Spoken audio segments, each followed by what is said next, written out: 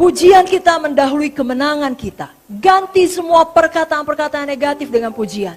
Kalau saudara ingat kisah Josafat di dalam 2 Tawari 20. Pada waktu itu dia menghadapi musuh laskar yang sangat besar. Bukan hanya satu bagian musuh, tapi 3 bagian. Orang-orang Bani Amon, Bani Moab, dan orang-orang dari pegunungan Seir bersatu melawan bangsa Israel.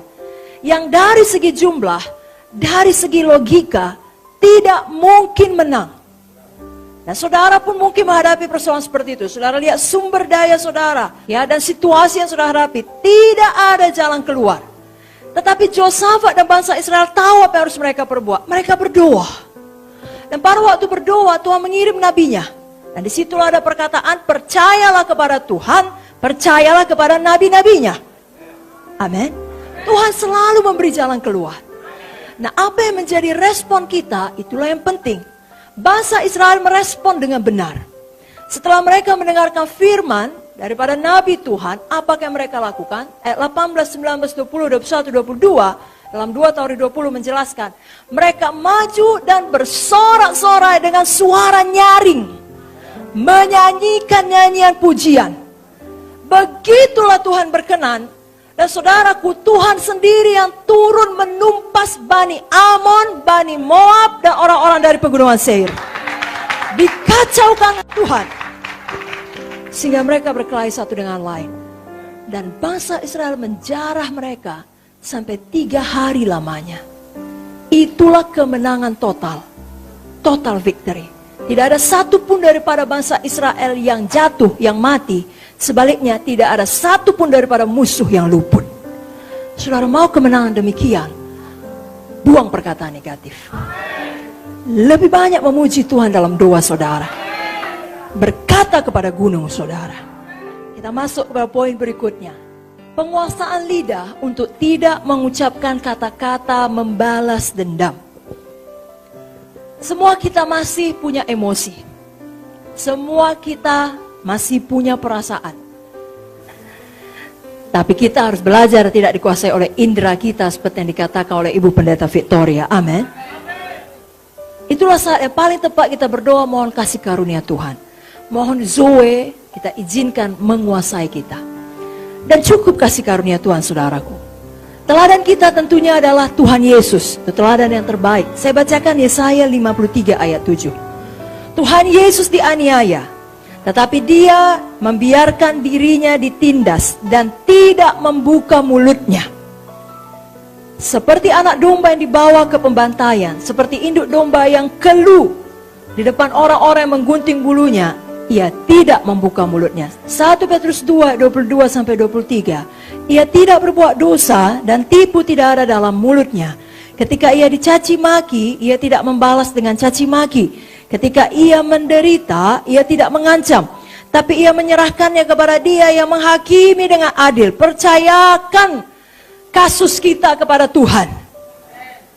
Amin, saudara. Dan sebenarnya inilah yang dinamakan dengan kelemah lembutan, yakni you have strength under control. Ya, kita punya kekuatan di bawah penguasaan diri. Milikilah kelemah lembutan Yesus. Belajarlah kepadaku sebab aku rendah hati dan lemah lembut. Sarungkan pedangmu Petrus, apakah kau kira aku tidak bisa memanggil 1 legion malaikat untuk membawa aku keluar dari situasi ini? Jangankan 1 legion malaikat, dirinya sendiri pun sanggup melakukannya. Tuhan Yesus punya kuasa, dia maha kuasa, tapi dia tidak melepaskan dirinya pada waktu ia ditangkap, karena dia tahu itu harus dia lalui. Kita pun tahu ada bentukan yang harus kita lalui. Amin, saudaraku. Amsal 24 ayat 29. Janganlah berkata, sebagaimana ia memperlakukan aku, demikian kuperlakukan dia. Aku membalas orang menurut perbuatannya. Jangan. Justru kita dapat melunakkan hati orang yang marah besar pada waktu kita menjawabnya dengan kelemah lembutan. Amsal 15 ayat 1. Jawaban yang lemah lembut meredakan kegeraman, tetapi perkataan yang pedas membangkitkan amarah. Saudaraku, jawab dengan lemah lembut. Amin. 1 Korintus 13 ayat 5 berkata, kasih tidak menyimpan kesalahan orang lain. Ini adalah pilihan kita.